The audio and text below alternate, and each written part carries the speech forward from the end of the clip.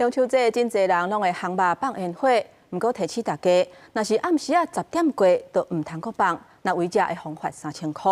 另外，有人去合欢山武岭遐佚佗，不过因竟然伫咧遐放烟火，因为当地是伫咧德鲁固国家公园内底，除了爱食罚单以外，若引起火烧山，是会有赔偿甲刑事责任。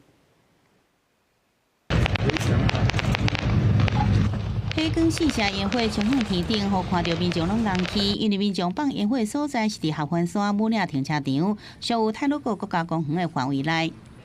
跑去那边放烟，我是觉得太夸张一点了，没有注重生态问题。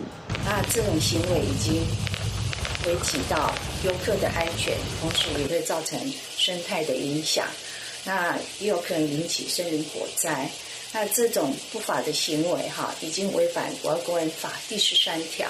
今年中秋3天连假，为少民众到合欢山去观光佚佗，不过也出现这放烟火这种行为，民众烦恼讲引发山林的火灾。泰鲁阁国家公园管理处也强调，这件违反规定，上悬会使罚3000块。 伫台南中秋节想要放烟火嘛，要看时间，超过暗时10点才用发。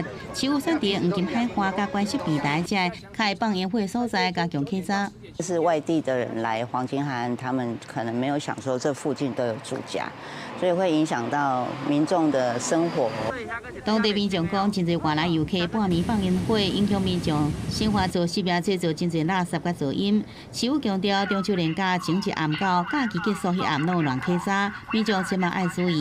一来到七时暗时，已经看到129件，各罚10件违规。记者综合报道。